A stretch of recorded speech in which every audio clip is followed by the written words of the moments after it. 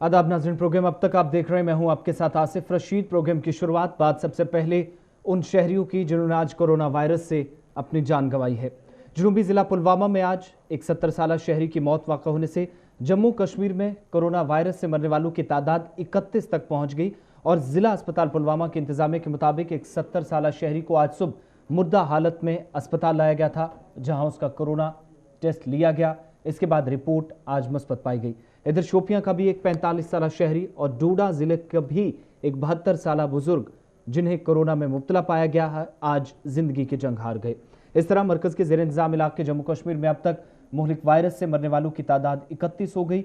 शोपियां जिले के रामनगरी इलाके के एक शहरी को स्किम्स में कई अमराज के इलाज के लिए 31 मई को दाखिल कराया गया था, जहां गुज़श्ता शब के दौरान मज़कूरा मरीज की मौत वाक़ हुई और इसके बाद आज उसकी टेस्ट रिपोर्ट मुस्बत पाई गई। इधर जिला डोडा का एक शहरी जो गवर्नमेंट मेडिकल कॉलेज जम्मू में जेर इलाज था, यहां उसका कोरोना टेस्ट मुस्बत पाया गया, जिसने आज दम तोड़ दिया। जीएमसी जम्मू के इंतजामिया के मुताबिक डोडा के शहरी का कोरोना टेस्ट गुज़श्ता रोज मुस्बत आया था और आज इंतकाल कर गया। शोपियां, पुलवामा और डोडा अजला में 3 शहरियों के हलाकत के साथ ही कोरोना से मरने वालों की तादाद 31 हुई, जबकि अभी तक महलूकीन की तादाद जो सामने आई है इसमें 7 का ताल्लुक श्रीनगर, 5 का ताल्लुक बारामूला, 5 अनंतनाग, 4 कुलगाम, 2 शोपियां, 2 का ताल्लुक बडगाम और 1 का ताल्लुक जिला बांडीपुरा और 1 पुलवामा से था। बाकी 4 मरने वालों की तादाद जो निकलकर सामने आई है वो जम्मू सूबे से है।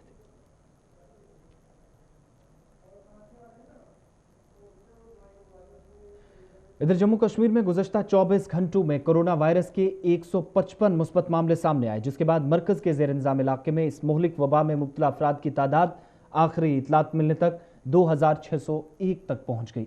जम्मू सूबे से आज 99 और कश्मीर वादी से 56 मुस्बत मामले सामने आए और आदादोशुमार के मुताबिक जम्मू सूबे से अब तक 602 और कश्मीर वादी से 1999 मुस्बत मामले सामने आए हैं। इधर मुल्क भर में कोरोना वायरस के मरीजों की मजमूई तादाद 1,91,620 से तजावुज कर गई है, जबकि इस वायरस ने अब तक मुल्क के अंदर 5,415 से ज्यादा लोगों की जान ले ली है।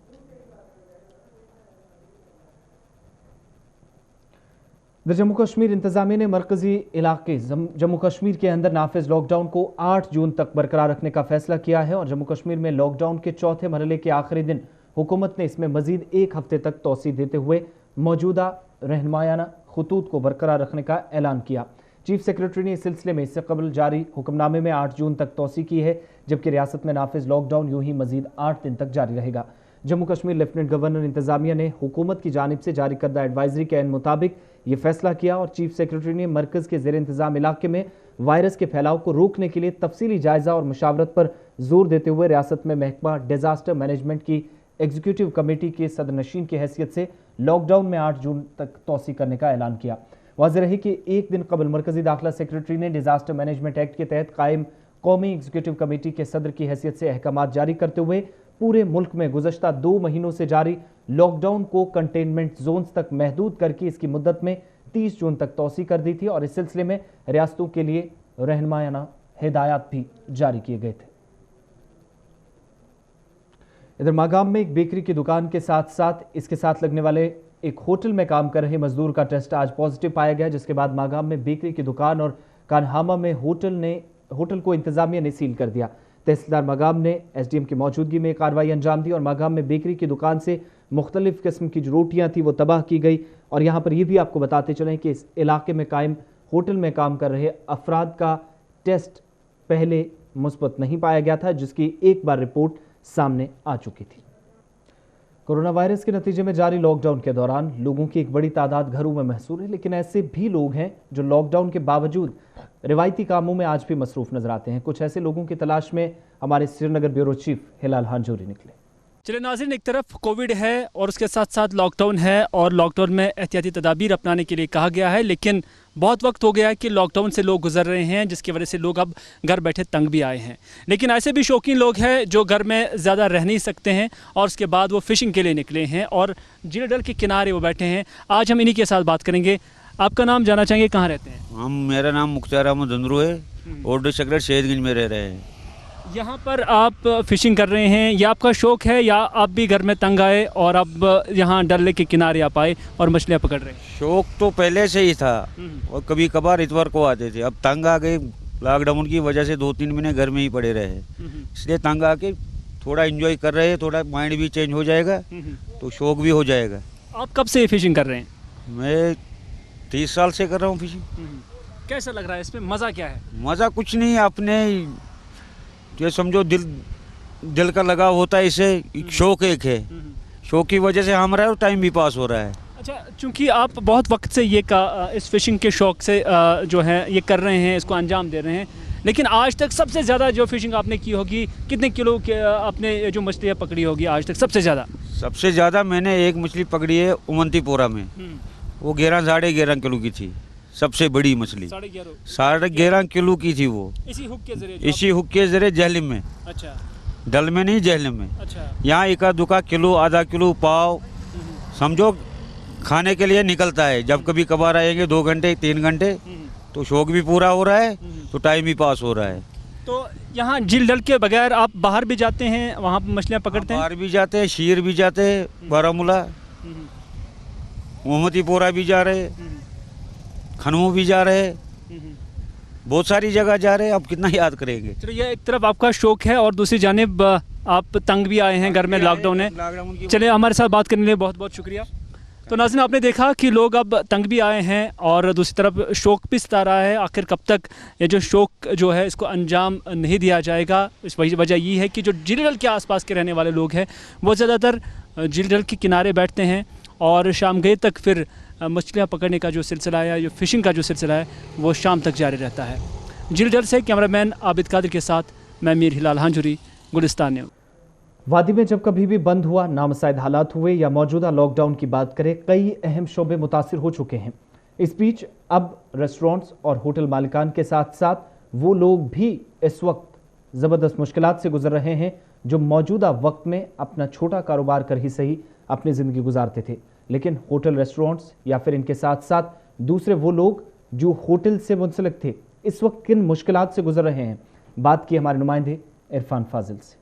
वादी कश्मीर में 370 का मामला हो या साथ ही साथ कोरोना वायरस, हर एक सेक्टर में मार और उसी मार को लेकर हर कोई रोजगार इस वक्त मुतासिर है।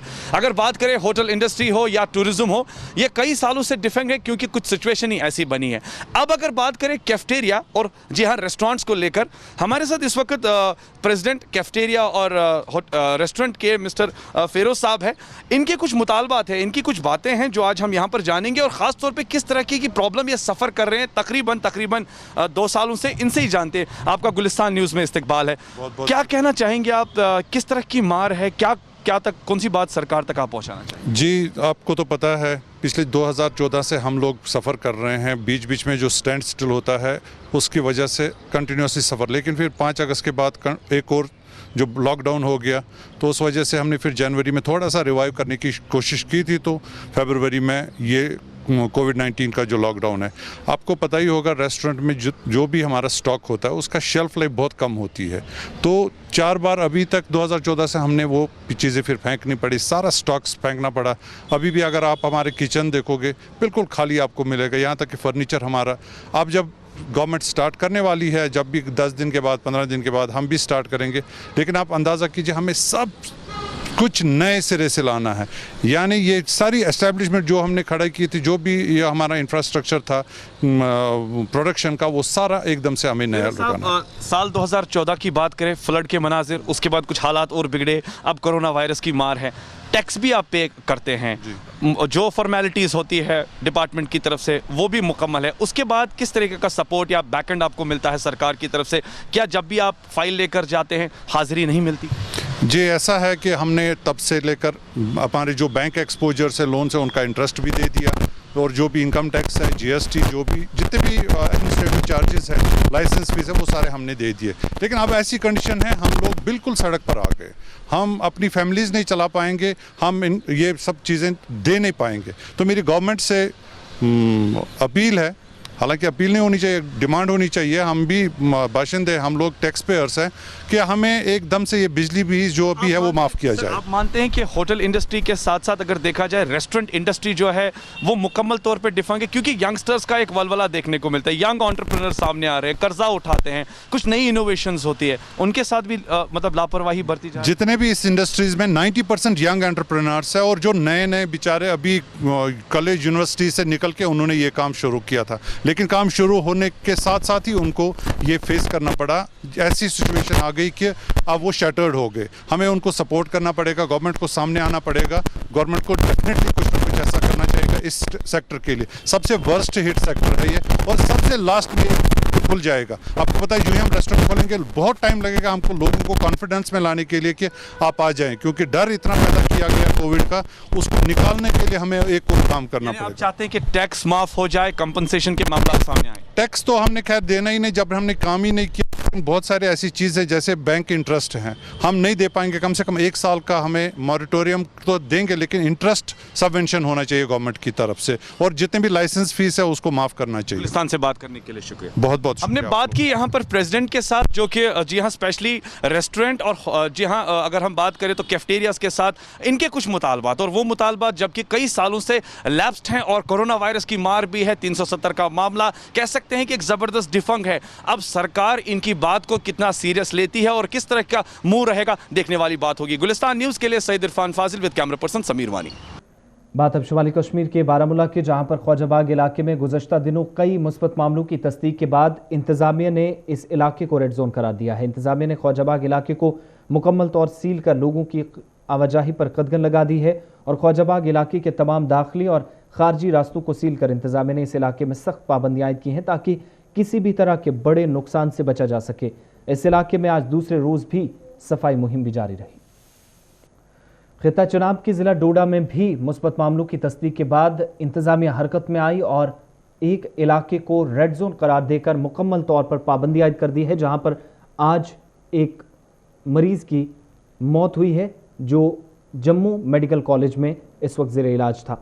लेकिन इस बीच जिला डोडा में गुज़श्ता 24 घंटों में 2 दर्जन के करीब मुस्बत मामले सामने आए। इन मामलों में तहसील भद्रवाह से 1 दर्जन से ज़्यादा मामले सामने आए हैं, जिसके बाद इंतजामिया ने आज उन दुकानों को बंद करवाया जो इस वक्त गुज़श्ता 3 दिनों से खुली हुई थी, जहां पर कारोबारी सरगर्मियां दोबारा शुरू हुई थी। लेकिन इस बीच किरियाना और उसके साथ साथ मेडिकल स्टोर्स को आज खोलने की इजाज़त मिली।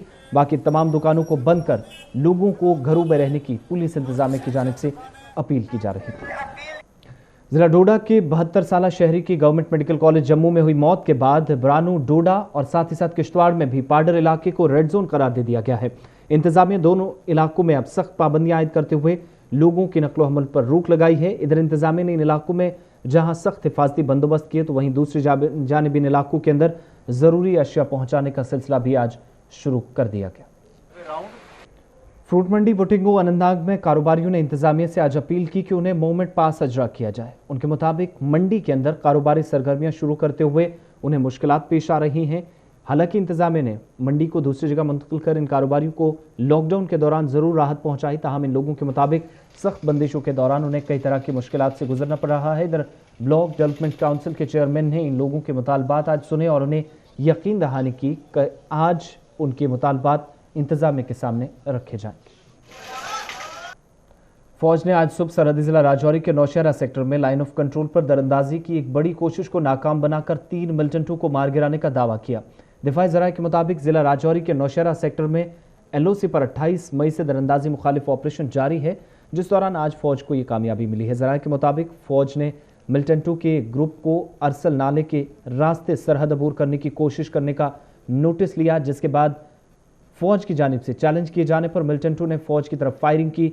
जवाबी कार्रवाई में 3 मिलिटेंट हलाक हुए हैं और दिफाई ज़राए के मुताबिक मारे गए मिलिटेंटों से गोला बारूद भी बरामद किया गया है, जो बड़ी तादाद में क्रॉस होकर भारतीय सरहद में दाखिल होने की कोशिश कर रहे थे। सरहदी ज़िला राजौरी पुंछ में कोविड-19 के साथ साथ लाइन ऑफ कंट्रोल के भी हालात दिन ब दिन कशीदा होते जा रहे हैं, जहां आए दिनों अब गोलीबारी का तबादला देखने को मिल रहा है। वहीं फ़ौज की जानिब से नौशहरा के कलाल सेक्टर में दरअंदाजी की कोशिश को नाकाम बनाने के साथ इन मिलिटेंटों को हलाक करने का दावा किया गया है। फ़ौज की तरफ से कहा जा रहा है कि 10 मिलिटेंटों का एक ग्रुप जो नौशहरा कलाल से दरअंदाजी की कोशिश कर रहा था, जिसके बाद गोलियों का तबादला हुआ, जिसमें 3 मिलिटेंटों को हलाक कर दिया गया और 7 भाग निकलने में कामयाब हुए, जिसके बाद फौज की तरफ से मिलिटेंटों से भारी हथियार बरामद करने का दावा भी किया गया है। वहीं दूसरी तरफ सरहदी जिला पुंछ के मेंढर इलाके के तकरीबन आधा दर्जन से ज़्यादा गांव में फौज की तरफ से सर्च ऑपरेशन चलाया जा रहा है, क्योंकि कहा जा रहा है पिछले कुछ दिनों से जिस तरह लगातार दोनों अफवाज के दरमियान गोलाबारी का तबादला हुआ और इसमें पाकिस्तान की तरफ से दरअंदाजी की कोशिशें की गई हैं, जिसके बाद कुछ मुश्तबा अफराद के देखे जाने की बात सामने आई, जिसके बाद फौज ने मेंढर के आधा दर्जन से ज़्यादा गाँव में सर्च ऑपरेशन चलाया। हम आखिरी इतलात मिलने तक किसी मुश्तबा अफराद की मौजूदगी सामने नहीं आई। जमशेद मलिक, गुलिस्तान न्यूज़। लॉकडाउन के बाद अगरचे हुकूमत ने लोगों को तामीराती कामों को जारी रखने की हिदायत दी या इजाज़त मिली, लेकिन नामसाइद हालातों या फिर लॉकडाउन वादी में महकमा R&B के कामकाज को भी मुतासिर करता रहा। इस बार महकमे की हिकमत अमली क्या है, जिस पर सरकारी इमारतें, सड़कें बनाने की जिम्मेदारी है, या इसी तरीके से दीगर कई मंसूबे जिनको पाए तकमील तक पहुंचाना है। इस हवाले से चीफ इंजीनियर R&B कश्मीर ने बात की हमारे नुमाइंदे सैयद रऊफ फारूकी से।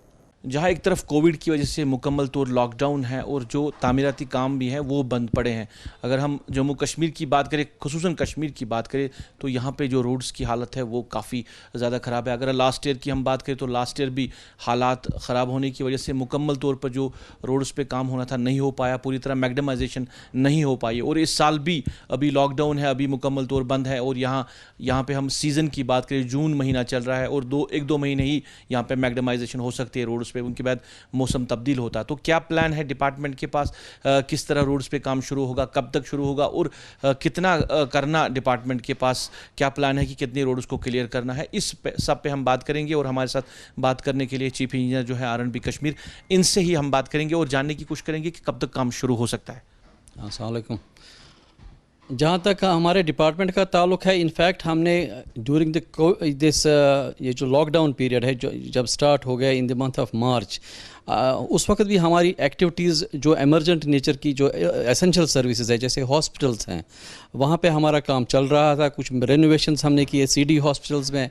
इसके अलावा हमारे ये जो क्वारंटीन सेंटर्स है, establishment of quarantine centres in various districts and mostly in Srinagar district, उसमें भी हमारा जो डिपार्टमेंट है शाना बशाना डिस्ट्रिक्ट एडमिनिस्ट्रेशन के साथ काम करता रहा। वो जो है कोविड सैम्पलिंग बूथ्स हर जगह हमने प्रोवाइड किए हैं, हॉस्पिटल्स में प्रोवाइड किए, ये जो हमारे एयरपोर्ट्स पे प्रोवाइड किए हैं। और जो फॉर दिस पैंडेमिक कहीं कहीं रेड जोन्स डिक्लेयर होते थे, वहाँ पे हमने बैरिकेडिंग भी की। तो ऐसे हमारी activities were functional at that time also. तो जो ही ये लॉकडाउन में कुछ रिलैक्सेशन आ गई, I think in the month of April, 15th of April it was, तो there were certain relaxations for construction activity. So as per that SOP हमने भी अपनी एक्टिविटीज़ स्टार्ट कर दी। जो कन्फाइंड कंस्ट्रक्शंस थे हमारी, जैसे कि हाई कोर्ट बिल्डिंग्स हैं, डिग्री कॉलेजेस हैं, स्कूल्स हैं, जहाँ पे कि एक ही 4 दीवारी में काम होता रहता है, वहाँ पे एज़ पर SOP जो कि जैसे सोशल डिस्टेंसिंग है और providing of mask to the labours, तो उस हिसाब से हमने अपनी एक्टिविटीज़ ऑलरेडी स्टार्ट की। सर आज इस वक्त जो मेरी इस वक्त जो स्टेटस है आज के डेट की, around 200 works are in progress in Kashmir division at present, जहाँ पे तकरीबन 1600 लेबर्स इस वक्त काम कर रहे हैं। और आज तक जो हमने मैन डेज़, मतलब जो ये लेबर्स के हैं, तकरीबन 12,000 के करीब मैन डेज़ इस तक हमने ये किए हैं। शिकायतें आ रही है वहाँ पे अगर बात करें तो 90% के तकरीबन 95% रोड्स जो है वो खस्ता हाल है, क्योंकि सड़कों पे चलना मुश्किल हो रहा है। सही है, मैं मानता हूँ वहाँ पे थोड़ी प्रॉब्लम है। वहाँ पे भी मैंने ऑलरेडी डायरेक्शन दे दी है। हमने ऑलरेडी यहाँ पे रेस्टोरेशन का काम भी पहले स्टार्ट किया है, पैच वर्क का जैसे हो। यहाँ श्रीनगर सिटी में भी काफ़ी पैच वर्क का हमने किया है और बडगाम डिस्ट्रिक्ट में अब स्टार्ट हुआ है वो। इंशाल्लाह आप देख लेंगे एक हफ्ते के दौरान काफ़ी कुछ वहाँ पर जो मरम्मत का काम है वो पहले हमने हाथ में ऑलरेडी ऑलरेडी लिया हुआ है, और उसके बाद इमीडिएटली जो मैकेडमाइजेशन का प्रोग्राम है वहाँ भी जो आप सड़क कह रहे हैं मेन रोड्स हैं, इंशाल्लाह पहली प्रायोरिटी हमें मेन रोड ही है, बाद में हम वो लिंक्स एंड अदर जो टेरिटरी रोड्स कर लेंगे। तो जो लोग ये काम करते हैं, आपके जो कॉन्ट्रैक्टर्स जो है काम करते हैं, कॉन्ट्रैक्टर्स हैं, जो भी कोई प्रोजेक्ट है उसको पाई तकमील पहुंचाने में कॉन्ट्रैक्टर्स का बड़ा हाथ है, मगर वो जो है वो भी नाला है कि उनकी जो पेमेंट्स है वो पेंडिंग है काफ़ी टाइम से, तो वो कैसे काम कर सकते, सरकार उनकी तरफ तवज्जो नहीं दे रही है। हाँ, ये इसका है कुछ पेंडिंग जो मैकेडमाइजेशन का है, उसको ऑलरेडी हमने टेकअप किया है, गवर्नमेंट के पास है, we have referred that to the government, और इंशाल्लाह उसमें भी अनकरीब हमें उम्मीद है कि कुछ पेशरफ्त हो जाएगी और इनका भी ये मसला हल हो जाएगा। नेशनल कॉन्फ्रेंस के सीनियर लीडर और मारूफ समाजी कारकुन जनक सिंह सोढ़ी शेर Kashmir institute of medical sciences में इंतकाल कर गए थे, जहां वो जेर इलाज थे। मारूफ लीडर शुमाली कश्मीर के बारामुल्ला से ताल्लुक़ रखते थे, जो मुख्तसर अलालत के बाद चल बसे। इधर नेशनल कॉन्फ्रेंस के सदर डॉक्टर फारूक अब्दुल्ला, नायब सदर उमर अब्दुल्ला, अकाली दल के general secretary zone Srinagar Kulwant Singh Azad और जम्मू कश्मीर अपनी पार्टी के सरबराह सैयद अल्ताफ़ बुखारी समेत कई सियासी, समाजी और मजहबी तंजीमों के सरबराहान की जानिब से जनक सिंह सोढ़ी के इंतकाल पर गहरे सदमे और दुख का इजहार करते हुए कहा गया कि अवाम ने एक इंसान परस्त और रहमदिल लीडर को हमेशा के लिए खो दिया। बॉलीवुड के मारूफ म्यूजिक कंपोजर वाजिद खान का 42 साल की उम्र में कोविड-19 के बायस इंतकाल हो गया। उनका इंतकाल महाराष्ट्र के दारुल हुकूमत मुंबई के एक अस्पताल में हुआ और वो कोरोना वायरस से मुतासिर थे। सोनू निगम ने अपने फेसबुक और इंस्टाग्राम पेज पर सबसे पहले उनके इंतकाल की खबर दी और कहा कि मेरा भाई वाजिद खान हमें छोड़कर चला गया। बॉलीवुड के कई शख्सियात ने भी उनके इंतकाल पर सोशल मीडिया पर ताज़ियत का इजहार किया। बॉलीवुड में साजिद वाजिद के नाम से मशहूर उन्होंने 1998 में अपने करियर का आगाज़ सलमान खान की फिल्म प्यार किया तो डरना क्या से किया था। इस फिल्म का एल्बम 1998 में बहुत मशहूर हुआ। हाल ही में उन्होंने सलमान खान के रिलीज़ किए गए गाने भाई भाई को भी कंपोज किया, लेकिन आज 42 साल की उम्र में कोरोना वायरस का शिकार होकर इस दुनिया से वाजिद खान चल बसे। मौजूदा सूरत हाल से निपटने के लिए डिपार्टमेंट ऑफ ISM ने भी उन मुलाजमीन की मदद की जो संगीन सूरत हाल में अपनी खिदमात अंजाम दे रहे हैं। कुव्वत मदाफत बढ़ाने वाली अद्वियात पूरे जम्मू कश्मीर में तकसीम की गई और अपनी जिम्मेदारी इस महकमे ने बखूबी निभाई। IMS के SM के डिवीजनल नोडल ऑफिसर ने इस हवाले से आज बात की हमारे नुमाइंदे जहूर भट्ट से। गुलिस्तान न्यूज़ में आपका खैर मकदम है। आज हमारे साथ मेहमान है ISM की नोडल ऑफिसर और हाल ही में इसको डिवीजनल नोडल ऑफिसर भी यहाँ तैनात किया गया है ISM डिपार्टमेंट के तहत। आज कोविड-19 चल रहा है, बखूबी इसमें वाकिफ़ होंगे, लेकिन इसके साथ साथ ISM का इसमें एक अहम रोल भी रहा है। आज इम्यून बूस्टिंग सिस्टम जो यहाँ मेडिसिन हैं वो डिस्ट्रीब्यूट किया जा रहा है ISM की तरफ से। तो हमारे साथ डॉक्टर इफ्तिकार हुसैन गाजी साहब हैं, तो इसे हम जानने की कोशिश करते हैं। यहाँ पर एम्प्लॉयज़ हैं वो भी इस कोविड-19 में ड्यूटी हैं। अभी हमें रिपोर्ट्स भी हैं कि 50% के करीब इसके यहाँ पे जो एम्प्लॉय साहिबान हैं वो इसमें ड्यूटी पे साथ बसाथ जो हमारे यहाँ पे बाकी जो मुलाजमीन हैं उनके साथ काम कर रहे हैं। तो इस हवाले से जानने की कोशिश करेंगे क्या कुछ तफसीलात इस हवाले से। इफ्तिकार साहब, गुलिस्तान न्यूज़ में आपका खैर मकदम है। तो आप बताइए सर, जो ये आज कोविड-19 का जो पैंडेमिक डिजीज़ है, तो क्या ISM का रोल भी इसमें रहा है? तो अभी तक अगर हम बात करेंगे कितना अचीवमेंट हो चुकी है ISM डिपार्टमेंट की तरफ से? देखिए, अगर मैं पहले डिस्ट्रिक्ट बांडीपोरा की बात करूं, जब से ये कोविड-19 पैंडेमिक ब्रोक हुआ पूरे दुनिया के अंदर, तो उसी के साथ साथ ही हमें एक डायरेक्टर से एक ऑर्डर आया कि हमारा जितना भी ISM का स्टाफ है, चाहे वो डॉक्टर्स हो, फार्मासिस्ट्स हो, नर्सिंग ऑर्डर्स हो, वो हेल्थ डिपार्टमेंट के साथ कोऑर्डिनेट करेंगे और इस पैंडेमिक कोविड-19 के ख़िलाफ़ लड़ेंगे। तो इसके साथ साथ जो डिस्ट्रिक्ट बांडीपोरा में हमारा स्टाफ है, हमारे डॉक्टर्स है, 24 डॉक्टर्स है, 11 फार्मासिस्ट है और कुछ नर्सिंग ऑर्डरलीज हैं। फ़ौरन हमने लिस्ट बना के DC साहब के को हैंड ओवर कर दिया और उनकी ड्यूटी जो है कोविड-19 के मुख्तलिफ जगहों पे लगी, जैसे कि क्वारंटाइन सेंटर्स है, सर्वेलेंस है, RRT टीम्स है और जो सैंपल कलेक्शन में वहाँ पे हमारे सारे जो स्टाफ है तैनात रहे और वो फ्रंट लाइन पे काम कर रहे थे। डॉक्टर साहब, आप बताइएगा, आज आप एक इम्यून सिस्टम बूस्ट जो है वो आप कर रहे हैं, जो मेडिसिन इम्यून सिस्टम बढ़ाने के लिए आप डिस्ट्रीब्यूशन कर रहे हैं, कि आप यहाँ पे जो सिक्योरिटी जो है उनको दे रहे हैं और किस किस को दे रहे हैं और क्या रिस्पॉन्स आ रहा है उस मेडिसिन को डिस्ट्रीब्यूट करने में? देखिए ज़ोहर साहब, यहाँ पे पहले मैं आपके चैनल के वसादत से और उससे पहले मैं आपका शुक्रिया भी अदा करना चाहूँगा, क्योंकि आपके चैनल के ज़रिए से पूरे लोगों तक मैसेज गई ये इम्यून बूस्टर मेडिसिन क्या है। जो ही ये पैंडेमिक ब्रोकआउट हुआ तो उसके साथ साथ ही ministry of AYUSH government of India से एक एडवाइजरी आई जिसमें कुछ मेडिसिन को नॉमिनेट किया था जो इम्यून बूस्टर्स है, एंटीऑक्सीडेंट्स है, और वो हमारे जो है डिस्ट्रिक्ट स्टोर्स में पहुँचे और हमने डिस्ट्रीब्यूट करना शुरू कर दिया। और ये डिस्ट्रीब्यूशन हमारे एक टीम जिसमें 3 मेडिकल ऑफिसर्स एक्सपर्ट हैं, ये हमने क्वारंटाइन सेंटर्स में भी डिस्ट्रीब्यूट किया, ये फ्रंटलाइन वर्कर्स में भी हमने डिस्ट्रीब्यूट किया, जिसमें डॉक्टर्स हैं, चाहे एलोपैथिक के हैं, चाहे ISM के हैं, फार्मासिस्ट हैं, इसमें म्यूनसिपलिटी के जो वर्कर्स हैं, इसमें पुलिस पर्सनल्स है, इसमें जो है सिक्योरिटी फोर्सेस है, इसमें डिस्ट्रिक्ट एडमिनिस्ट्रेशन के एम्प्लॉयज़ भी है। इन सबों के बीच में हमने ये डिस्ट्रीब्यूट किया। चूँकि आप बखूबी वाकिफ़ है आजकल ये जो पेंडेमिक चल रहा है इसमें बर वक्त तो कोई इलाज है नहीं, अलबत्ता फोकस इसी बात पे है कि एक इंसान की इम्यूनिटी जो है वो मजबूत रहे। ये थे हमारे साथ ISM की नोडल और डिविजनल ऑफिसर यहाँ पे हैं डॉक्टर इफ्तिकार हुसैन साहब। इसने हमारे साथ बात रखी है कि जो भी हमारे साथ बने हैं वो उनका हमने इम्यून सिस्टम, जो भी फ्रंटलाइन वर्कर्स हैं उनको हमने डिस्ट्रीब्यूट किया है। ये एक ISM जो Indian system of medicine distribution का जो डिपार्टमेंट है, एक हेल्थ रिलेटेड डिपार्टमेंट है, उस हवाले से एक काम कर रहे हैं और इनको जो अभी तक ये डिस्ट्रीब्यूशन है वो भी हमारे सामने इसने रखी है। गुलिस्तान न्यूज़ के लिए बांडीपोरा से Zahoor Ahmad. All India power federation के बैनर तले आज श्रीनगर में Jammu Kashmir power engineers employees coordination committee की जानिब से एहतिजाजी मुजाहिरा कर हुकूमती फैसले पर बरहमी का इजहार किया गया। कोऑर्डिनेशन कमेटी ने जहां बिजली की निजीकारी के फैसले की शदीद अल्फाज में मजम्मत की, वहीं मुलाजमीन की तनख्वाह वागुजार करने का LG इंतजामिया से मुतालबा दोहराया।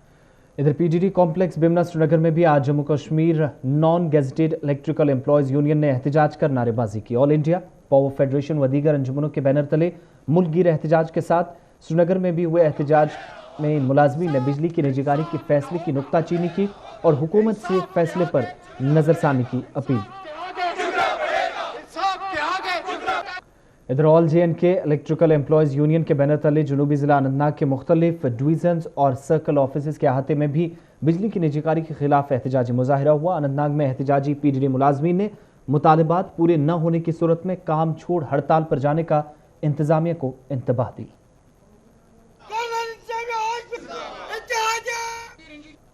जनूबी कश्मीर के शोपियां जिले में भी आज महकमा PDD के मुलाजमीन ने एहतिजाज कर बिजली की निजीकारी के फैसले की सख्त अल्फाज में मजम्मत की। एहतिजाजी मुलाजमीन ने फैसले को महकमे के मुलाजमीन के खिलाफ अवाम दुश्मन और महकमे की बका के लिए और वजूद के लिए एक बड़ा खतरा करार दिया। इधर जिला पुलवामा में भी आज महकमा PDD के मुलाजमीन ने एहतिजाजी मुजाहिरा कर बिजली की निजीकारी के फैसले की सख्त मुखालफत की। एहतिजाजी मुलाजमीन ने फैसले को महकमे की बका और मुलाजमीन के खिलाफ और अवाम दुश्मन करार देते हुए कहा कि इस फैसले से न सिर्फ मुलाजमीन की ज़िंदगी ख़तरे में पड़ गई है बल्कि बिजली किराया भी बेतहाशा बढ़ गया है जो आम आदमी की कुव्वत से बाहर है। एहतिजाजी मुलाजमीन ने लेफ्टिनेंट गवर्नर इंतजामिया से अपील की कि फैसले पर नजरसानी हो और हज़ारों PDD मुलाजमीन के साथ साथ अवाम को भी राहत पहुँचाई जाए। शुमाली कश्मीर के कुंजर टंगमर्ग में भी महकमा PDD के मुलाजमीन ने बिजली की निजीकारी के खिलाफ एहतिजाज कर सख्त नारेबाजी की। इस दौरान मुलाजमीन ने इंतजामिया से अपील की कि फैसले को वापस लेकर मुलाजमीन की नौकरियां बचाई जाए और अवाम को भी बेतहाशा किराया बढ़ने से राहत पहुंचाई जाए। कुंजर के एहतिजाजी मुलाजमीन ने भी तनख्वाहों की अदम अदायगी के साथ साथ मुलाजमीन के लिए मुस्तकिल पॉलिसी मुरतब न करने पर महकमे पर बरहमी का इजहार किया।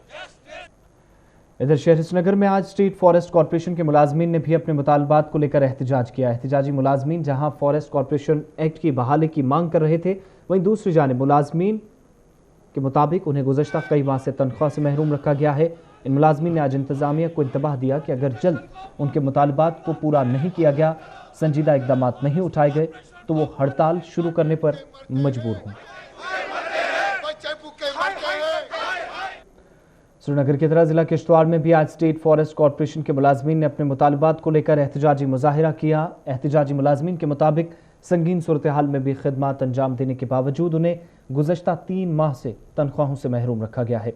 इन मुलाजिम ने महकमे के आला अफसरान पर उन्हें नज़रअंदाज करने और मुतालबात के तई संजीदगी जाहिर न करने का इल्ज़ाम आयद किया। SFC मुलाजमीन ने मुतलका महकमे से मुलाजमीन की तनख्वाह जल्द वागुजार करने की मांग की। वस्ती कश्मीर के ज़िला गांदरबल में मकामी लोगों ने आज शिकायत करते हुए कहा कि इलाके में राब्ता पुल न होने की वजह से कई गाँव का राब्ता शहर से मुनक़ता है। मकामी लोगों ने शिकायत की कि अगरचे इलाके में बना पुराना पुल इंतजामिया ने खुद गैर महफूज करार दे दिया, ताहम बावजूद इसके नए पुल पर आज तक काम मुकम्मल नहीं हुआ, जहां गुज़श्ता कई बरसों से काम जारी था। सब डिवीज़न कंगन के अखाल और टंग छत्र पुल नामुकम्मल होने की वजह से हज़ारों लोग परेशान हैं। इधर आवाम की शिकायत का संजीदगी से नोटिस लेते हुए SDM कंगन ने दीगर अफसरान के हमरा मज़कूरा इलाके का दौरा किया, जहां उन्हें आवाम को उनकी मुश्किलात का अजाला करने की यकीन दहानी कराई। जम्मू श्रीनगर कौमी शाहरा के साथ साथ 4 लेनिंग प्रोजेक्ट का काम भी इस वक्त जारी है और गुज़श्ता कई बरसों से जारी इस प्रोजेक्ट के दौरान कई रिहायशी मकानात, कब्रिस्तानों, सरकारी इमारतों के साथ साथ दीगर कई लोगों को भी इस वक्त नुकसान उठाना पड़ा है, जहां पर आवाम सख्त मुश्किलात के दौर से गुजर रही है। कई इलाकों के अंदर ज़मीन खिसकने के वाक़ात भी पेश आए हैं, जिससे इन इलाकों के अंदर लोग खौफजदा हैं। आज भी इस प्रोजेक्ट पर जहां काम जारी है, लेकिन रामबन से बनिहाल तक कई कब्रिस्तानों को भी नुकसान पहुंचा है, जिस दौरान अवाम सख्त बरहमी का इजहार कर रही है। सब जिला बानिहाल के मीरपुरा खारपुरा इलाके में जहां पर मुसलसल 3-4 रोज से कब्रिस्तान को लेकर एक इशू यहां पर बना हुआ है। मकामी लोगों का मानना है कि उनकी 18 मायते जो है कब्रिस्तान के अंदर यहां पे है, यहां से 4 लेन बन रहा है और उनका मानना है कि हम कब्रिस्तान को जो है छेड़छाड़ करने की इजाजत नहीं देंगे। वारसीन के साथ बात करेंगे। कुछ कोफरिस जो एडमिनिस्ट्रेशन यहाँ पे लाए हैं, आपका क्या कहना है कब्रिस्तान के हवाले से? हमने ना मुआवजा लिया ना हम उठाने देंगे जी। अभी बहुत प्रोजेक्ट पड़ा है, हम गवर्नर साहब से अपील करेंगे कि इस चीज में मुदाखलत करे। हमारे साथ वादा किया गया था 20 करोड़ का इसमें लगाएंगे फ्लावर जी, वो अभी तक नहीं हुआ। उस वक्त वादा किया गया अगर किसी ने मुआवजा लिया है उसके खिलाफ पर्चा काटे। ये मुश्तरका है, पूरा गाँव का है, यहाँ पे 50 घर है, उनका सबका बाप दादा माँ सब बहनें इधर है। आपका कौन है इसमें कब्रिस्तान में? मेरा बाप है, मेरी माँ है, मेरी लड़की है जी, मामा है, चाचा है, चाची है। बानिहाल एडमिनिस्ट्रेशन का क्या रोल है इसमें? इसमें मैं वही है इनसे कहना चाहता हूँ कि हमें पे दबाव ना करे कि अभी बहुत प्रोजेक्ट पड़ा है, जब तक वो नहीं होगा, वो जो पहले उन्होंने वादा किया था हमारे साथ मसूदी साहब ने कि हम इसमें 20 करोड़ का पुल लगाएंगे, फ्लावर बनाएंगे, हम आपके मुर्दों के साथ नहीं छेड़ेंगे। चलिए, आपका क्या कहना है? हमारा ये कहना है कि कब्रिस्तान को हम उठाने नहीं देंगे। तो अभी 4वे का काम बहुत बाकी है, जब तक नहीं 4वे का काम पूरा हो जाएगा।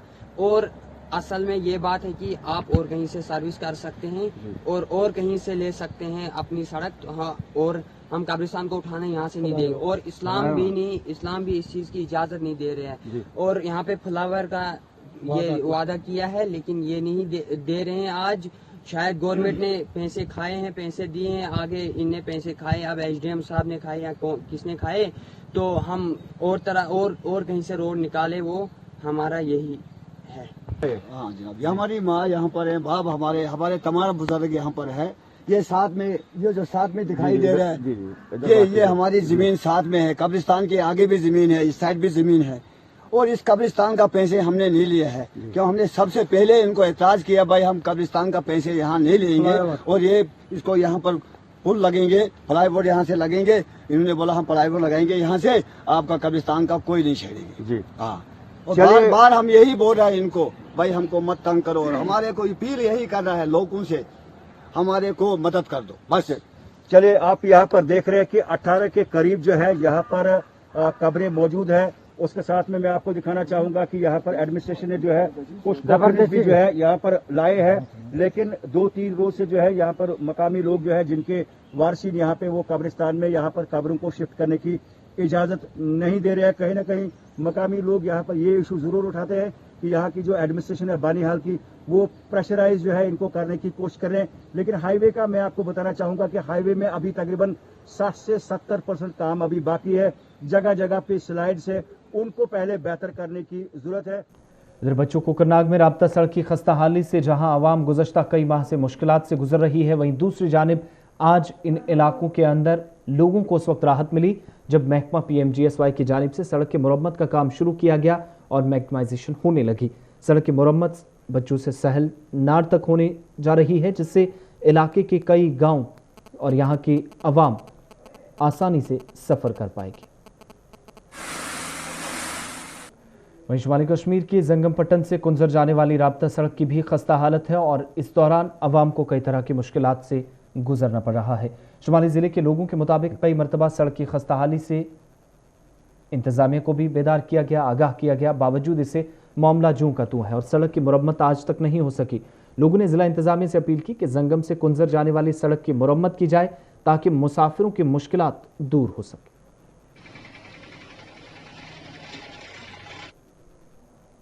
शुमाली कश्मीर के सोपुर में आज सुपुर असरार हालत में एक 30 साला नौजवान की लाश बरामद की गई। ये वाक़या सोपुर के हर्द शिव इलाके में पेश आया। इतलात के मुताबिक पेशे से ड्राइवर मोहम्मद अकबर शेख को अपने कमरे के अंदर मुर्दा हालत में पाया गया। पुलिस के मुताबिक उसने इस सिलसिले में केस दर्ज कर तहकीकात शुरू कर दी है। सरहदी जिला पुंछ की मंडी तहसील में लोगों ने शिकायत की है कि अगरचे इलाके की एक वसी आबादी बीपीएल के जुमरे में आती है, ताहम बावजूद इसके इंतजामिया ने उनके नाम फहरिस्त से तर्क कर असर रसूख रखने वाले लोगों को बीपीएल के जुमरे में शामिल किया है, जबकि गरीब अवाम या मुस्तहिक अफराद को एपीएल की लिस्ट में डाल दिया गया है।